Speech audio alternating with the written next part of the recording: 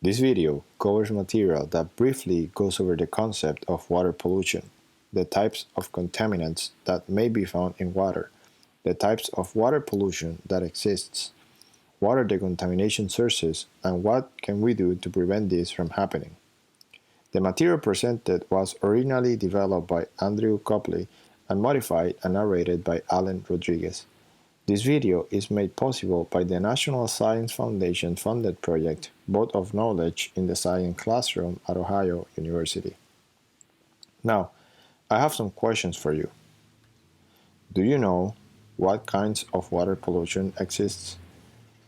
Or do you know what types of water pollutants are? Or perhaps do you know what is pollution and where is it coming from? If you answer no to any of these questions, or even if you feel you should review these concepts, then I invite you to study and review with me the presentation titled Water Pollution, a Simple Approach.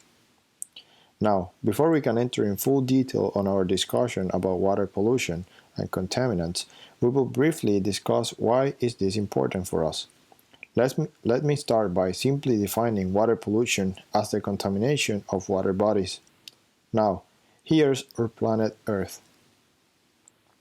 And as you can see, most of the world's surface percentage is water and not dry land. In fact, 71% of this world's surface is covered by water, being only 29% dry land. Now, can you tell me out of all that water, what percentage is actually drinkable or fresh water? Well, let's first say that all of the water on Earth have over 96% that is actually being held in the oceans. Can you guess now how much water is drinkable or fresh?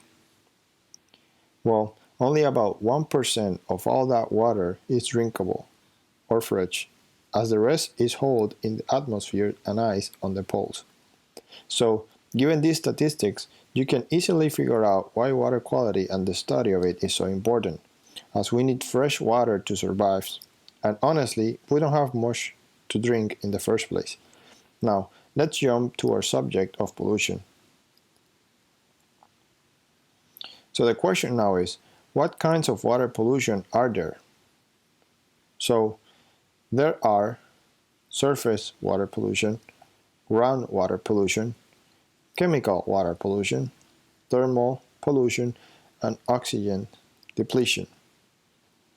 Now, there's pollution or contamination, but really what causes it?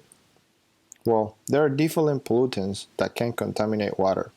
Among them, we find microorganisms such as E. coli, viruses, turbidity, disinfection by products such as chloride and bromide, disinfectants such as chlorine dioxide and chlorine, inorganic chemicals such as arsenic, asbestos, fluoride, cyanide, lead, mercury, and nitrates, organic chemicals such as benzene, styrene, toluene, vinyl chloride, among others, and radionuclides such as uranium.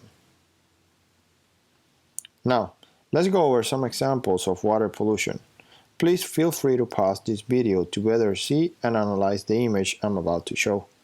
In this first image, we see the Great Pacific Garbage Path.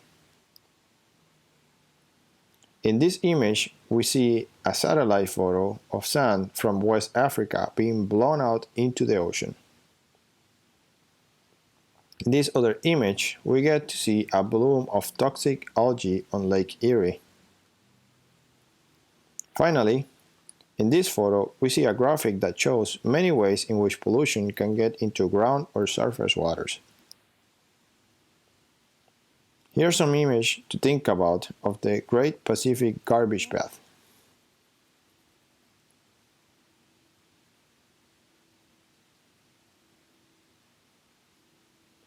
Do you think this is to be considered as normal? We've talked about lots of different concepts about pollution, but the question now is, where does these pollutants actually come from? Well, they come from either humans or nature itself. From humans, we get trash, such as the Great Pacific Garbage Path, Vandale Junkyard, among others. Factories, such as steel mills, chemical plants, power plants. Sewage, urbanization, such as the building of cities, mining, and farming, among others. On the nature side, we have dead plants such as algae, leaves, living plants, algae, animal waste, volcanic ash, sediments such as sand and clay, and sulfur dioxide, for example, when a forest catches on fire. So, the two types of human pollution that exist can be either point sources, which include factories, sewage plants, stormwater discharge, among others, and non-point sources, such as urban runoff, farming, mining, and construction sites. So, finally, the question really is, what can you do to prevent water pollution? So, among them, use less water, use environmentally friendly green products, don't litter and recycle, and you can even volunteer to monitor water quality for organizations such as the EPA or the Ohio River Valley Water Sanitation Commission. Thanks for your attention. Hope you have enjoyed this exciting and important lesson.